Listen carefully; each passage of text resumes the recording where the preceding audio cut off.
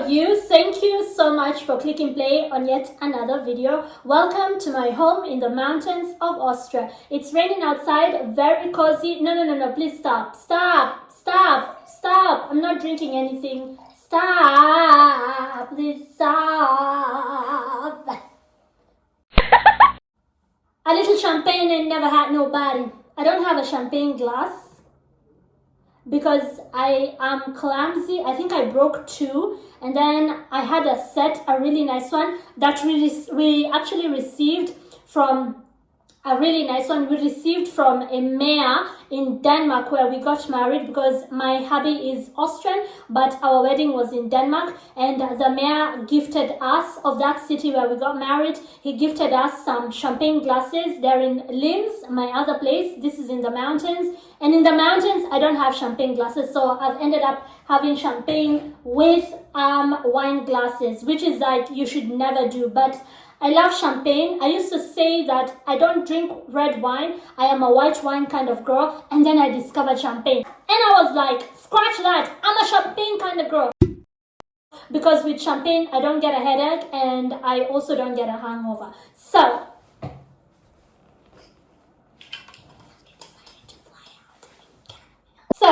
welcome once more to the mountains. A toast to you for clicking play. And let's chit chat. I just love being here, like in the middle of nature. I love it out here. Is it possible for somebody who has more than you do to be envious of you? My answer is right off the bat, yes.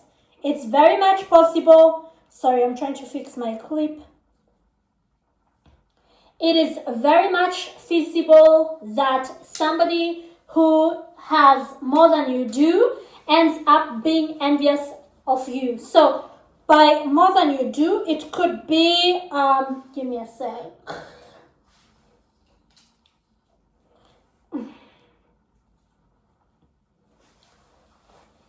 By having more than you do, it could be that they are richer than you financially. It could be that they have more brains than you do. Reasoning capacity is higher than yours.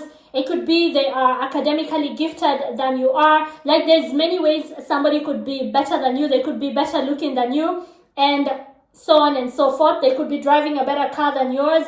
Their wife could be prettier than yours. Like, there's a lot of things that, you know, if you're not going to be sensitive about life, you will know that in life there's always somebody who is doing better than you are, just like there is somebody you are doing better than. And life is not a competition, it's not a contest. It's okay if somebody else is at whatever point of their journey they are at.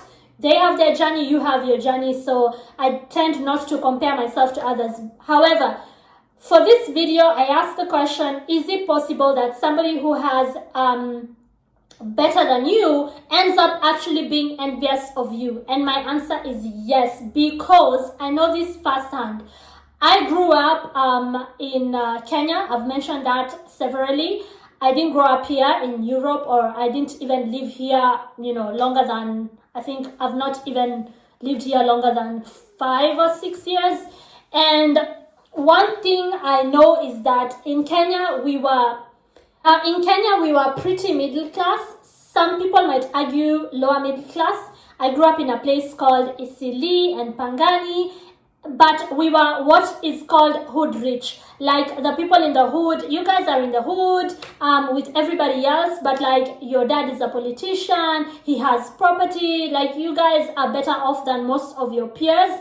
And so there would be little girls my age when I was growing up, 7 years, 8 years, who would be like, oh, sweetie atafanyiwa birthday, sweetie wataenda Mombasa holiday, which is basically for, like, you know, they know that we don't have money problems. My dad will probably throw a birthday for me, and we will probably vacation down coast in Kenya, because a lot of people could not, around me I mean, could not really afford our lifestyle. And so I was like the hood princess, really spoiled, really bratty, story for another day.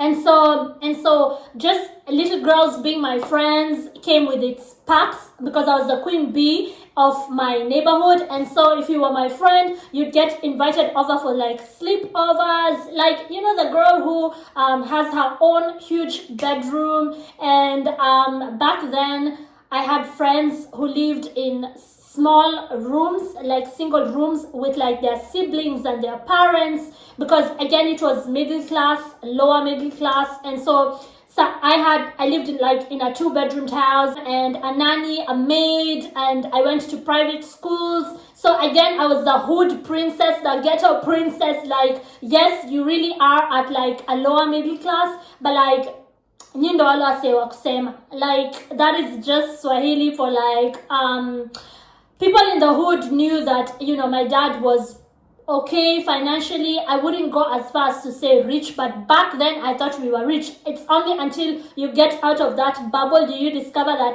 you were still in the hood. But I am grateful that, you know, I had a childhood where I didn't struggle financially. I might have struggled in other ways, but at least not financially. And so you know, like little girls love to dress up, to look nice, to like sit in front of a mirror and talk about boys, you know, during your preteen years, and like listen to the latest music. So they knew they could come over to my house, and they knew that in my bedroom I am allowed to listen to music. There's a TV in there. They can listen to, like, there used to be a music channel called Channel O, MTV. That's before my dad banned it. He said like I should study more and stop like concentrating on music and fashion and what have you. And they can try out clothes, try out makeup. We can like pretend to be all grown. So it came with its pack. And then my dad loved chicken, and so they would cook. The maids would cook that almost every day, and so kids would come over because they knew they would get like a meal that had chicken in it. Because when you grow in the hood, there's certain things that are considered like a delicacy. And you know, looking back, I'm like,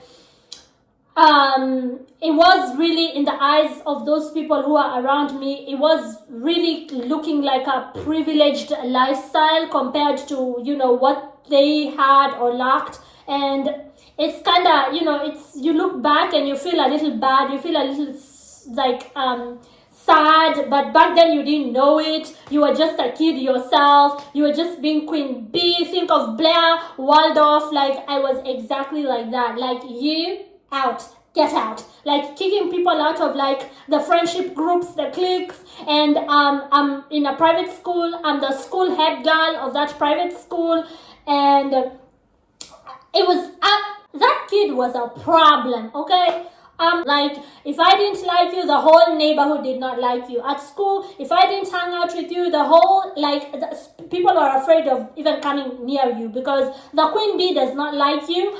And it was childish, and it was just gossip girl, mean girls, the Kenyan version, the broke version. But again, like I mentioned, we were better off than a lot of the neighbors and people who I grew around. And so I did have my nose up in the air as a kid, and my dad ran a couple of businesses. He was in real estate. He was a local politician. So it was like, go away, you're poor. I was like that. I was a kid who was like, so let me give you an example. If I threw a pajama party and I told my friends the dress code, and it was like pink shoes, white pajamas, and we call them nighty dresses, a white night dress, and like I would give the rules of what we were going to wear and what we were going to do. We're going to paint one another's nails, and you have to bring your own nail polish because you're not using mine, but it has to be this brand and not this brand. And I'm talking about a 12-year-old here. Anybody who could not afford it and would show up apologizing, like, I'm so sorry, we didn't have this, we didn't have that, my mom could not, like, leave, you're poor anyways. Who's hanging out with you? I know, what a mean kid, but as I explain more, you will understand where I'm going with this. It's just crazy work saying it out loud, but the truth is the truth, and the truth reigns supreme. I was that mean kid who would ask people to leave. Like, you didn't follow the dress code? Leave. You couldn't afford the nail polish, which I told you guys is going to be the theme of the pajama party? Leave. You're poor.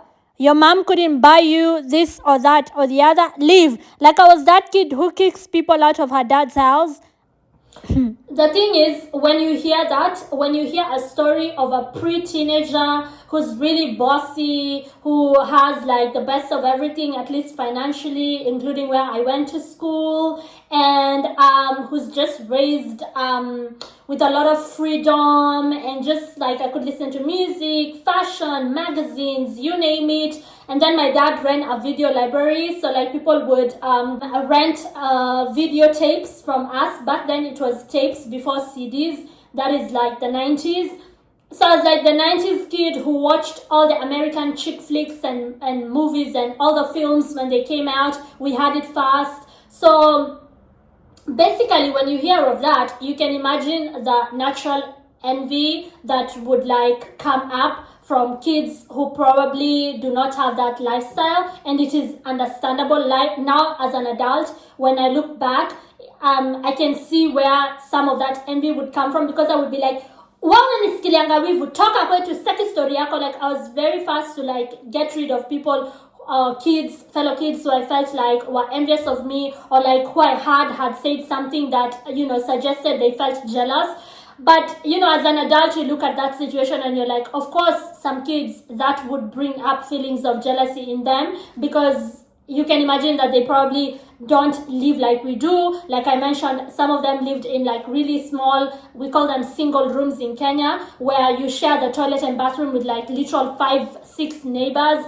And then they come to this house where this kid has her own bedroom. She doesn't have to share anything with anyone. There's a huge kitchen. There's a maid in there. It's like seeing something that they don't have. And obviously, as a child, you don't understand that. It's sad if you think about it, but back then I didn't understand it like I understand it now. So somebody might hear that and obviously empathize and understand the picture of like another kid feeling envious of me. However, what people did not know is that I myself used to be envious of some of those kids. And now I'll explain to you why I know for a fact that somebody could have more than you do and still be envious of you. So, without throwing my dad under the bus too much, let me just say that he doesn't know me. My dad doesn't know me. Like, we don't have any emotional connection. We don't know one another. Even though we lived in the same house for over 20 years, he provided financially. But like, if you ask him, what is my favorite color? He has no idea. Who was my best friend in life? Who was the person in school who I hung out with? No idea. So I was a little kid who had everything she needed. There's a TV in my bedroom. There's a fridge in there. There's all sorts of snacks in there. Yogurt, soda. Like, I loved Coca-Cola, Sprite. I was the kid who was allowed to have whatever she wants. Like, in the middle of the night, you can have all the snacks you want. Going to like a private school. I'm listening to like the latest music. I have the latest fashion. I have magazines. There used to be a magazine called Shout Magazine. I'm like a Y2K kid. Like, I grew up in that Y2K era. Everything Y2K. And the coolest vacations, like other people could not even afford their next meal, and you guys are planning a vacation. And so of course kids would try to be my friend, so I could ask them to come along, because my dad had a BMW, and so he would drive us like to the venue, to the vacation. And so they wanted to go into a BMW back then. It became old model later, but back then it was a new model, and before that he had a Mercedes Benz. And then like your dad is on TV and stuff because of politics, local politics. I mean, nothing major, nothing national, but his best friend at some point in the 90s was the then mayor of Nairobi, and Nairobi is a huge city. So I was that kid with her nose in the air, like, so if you look at that picture, you would imagine that, yes, I understand why other kids would like be envious, but nobody would believe me when I tell them that I was actually very envious of some of those kids, because in as much as I had my huge bedroom, I had a nanny who cleaned, I had somebody to take care of like whatever we were eating, in as much as I went to a private school, I was the loneliest kid on the block, because once my friends left, and I wasn't even a good friend to them, I was just bossing them around. Once they left, it was just me. Most of my siblings did not live at home, and we have an age gap, no mother in the house. Again, I don't mean to throw my dad under the bus, but facts are facts. He had a bunch of girlfriends. I was raised by a player, like a typical politician, lots of women around him, lots of money around him, like quick cash, lots of political deals and stuff like that. So he didn't really have time for this like 12-year-old kid and all her preteen issues. And he would talk to me, but very shallow, surface level stuff, and he doesn't know me and I don't know him. So like there was a huge gap there, and none of his girlfriends, most of them were way younger than he was. None of them really took a keen interest in me, because a lot of them were there for their own reasons, like selfish reasons, getting money and stuff. So it was like a rotating door where there was a bunch of people living in my house who I didn't connect with. So as like a kid who looked at those families that didn't have money, like financially, but they were like very tight families. Like I would visit their little single homes, which I would be like, oh my God, the struggle, the ghetto, because I was this little mean girl, and I would see them like share a bed with their siblings, and then their mom and dad are sleeping on the opposite side of the room, and like the small corner where they cook their meals. And as much as on the outside I looked like I was wondering, oh my gosh, who lives like this?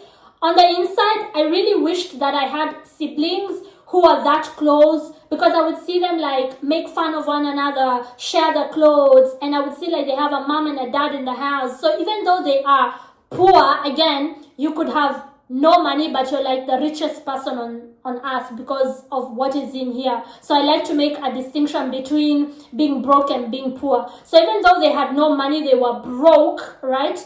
They were some of the richest people I ever came across, and they had some of the most like tight, neat families, and a lot of love and like a lot of warmth that I didn't have in my huge bedroom, where I was mostly alone. And if there was somebody in the house, it was a bunch of people who I could not even connect with, whether it was like a maid or like my dad's one of his 3,733 girlfriends, or at the time, or whatever it was, I didn't connect with them. So there was a lot of envy inside that kid, inside of me, towards those families that were like, yes, we are broke, but we just love one another so much. And just the connections they had, I didn't have in my life. And even though I did visit my siblings, we didn't live in the same house. I never grew up in the same house with the same siblings. I come from a blended family, because I come from a blended family. Like I have brothers who I share a mom with, but we don't necessarily share a dad. And then I have sisters who I share a dad with, not a mom, and a mom with and not a dad. Like it's blended like that. And so some of my siblings were with their parent, like we share a dad, so they're with the mom. Or we used to share a mom, but then my mom passed on, so they're with their other relatives or dad or whatever. So it was blended like that. And as much as we visited one another, it's different than from living together in the same house. Do you guys even understand what I mean? Or am I just all over the place? Because I realized I am all over the place normally when I tell a story. And I try nowadays to like go slow, and so someone can follow so somebody can follow the story. So yes, somebody can be jealous of you even when they appear to have more than you do. So as much as financially I had so much more than these kids, they had something that I didn't have, and it used to raise a lot of envy inside of me, and it used to like disturb me, because I would see close knit, tight knit families, and I would see things we didn't have, things money cannot buy, right? Like true happiness. And let's face it, I wasn't a happy kid. This is why I was a bully. I was a miserable little girl. This is why I was a bully. Let's just be honest here, because I said I'm going to create a community of thinkers, and I just want to keep it 100 with you. I want to keep it a buck. I want to be honest. I want to just like not sugarcoat, and I want to be as transparent as possible. So, when I moved to the West and I got married here, and I noticed that obviously there's people here who have had a head start in life They come from a country like Austria. It's a first world country. I come from a developing country. And they've had opportunities that I could only dream of. Some of them might be relatives of my husband. Some of them might be neighbors. They might be people I have worked with, or people I just know within my husband's circle. When I see them and I see a sort of envy, a special kind of envy towards me, even though they have more, I normally can notice it very quickly, because I used to be them. I used to be that kid who was envious of kids who had less than I had. So when I see people be envious of me out here and I see that jealousy, I am not surprised that somebody is richer than me. Like, they have much more money, they had more opportunities, they have, a better education that they received out here in the West, yet they show envy towards me, some Kenyan who came from the jungles of Africa and happened to marry their friend or their relative. I know that it is envy, because I can go back to my own childhood and see times when I was envious again of people who had less than I did. And in this case, I can, like, some of them are unmarried and they are like from here, from the West, and they are Austrians. Austria is majority white folks, so they are white people, and white women out here who think, how is it that, you come, you are from a different world, different culture, and you get a husband, you get desired by one of us before I get desired. So that feeling of like not having a man of their own, they are single all the way into their 40s, and I'm not trying to be shady here. I know that they wish that they had that, even with all their degrees and their PhDs, going to some of the best schools. And when I see that envy, I know that somebody wishes they had that. And when I see them, you see, I'm the kind of person who speaks my mind, even when I'm in the minority. So I see them thinking to themselves like, she's not even one of us. She's in the minority. She comes out here. She's so confident. She speaks her mind, because I'm not the kind of person who shies away from saying what is on my mind. And she even gets married to one of us. She goes out there. She looks for money. She makes money. Like, how dare you? Like, they don't like that. They hate my guts, basically. I can tell that it is envy, because they are like, if they had been served the same cards that life served me, would we really be the same? If I had been served the cards that they were served by life, would I really be under them, so to speak? And you see somebody, they've been challenged by this Auslander, a foreigner, who didn't have the kind, Auslander is German for foreigner, who didn't have the kind of opportunities that they had, and with the little that life has given me, I've been able to make something for myself, like going out there, getting married, learning their language, acquiring property, being bold enough to like look for money in a country that is not my own country, where I actually had a lot of language barrier, a lot of problems with paperwork, being able to like finish all that, of course with the help of my husband, getting all the right documentation and work permits in a short period of time. You feel the envy, like you see it, because the person is thinking they've not made the most of the opportunities that life has given them, opportunities that people from third world countries, for the most part, we don't have. So yes, somebody who has more than you, more money than you, more brains than you, more beauty than you, more can actually end up being envious of you. It is very possible, and I know it firsthand, because I've also been envious of people who had less than me.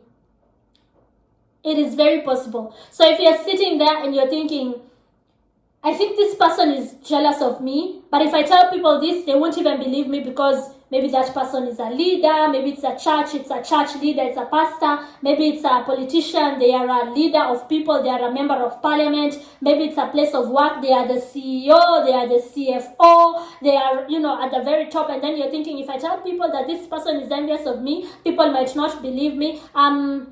I will believe you. I will believe you. There are people who have more than you, and they end up being jealous of you. praise and rejoice, because that means that there's something about you that is special. I normally tell people it's only someone who has something that gets envied. It's only, in Swahili there's a saying, it's only a tree that has fruits that people will go ahead and throw stones at to try and hit some of those fruits so the fruits can fall down and they can eat.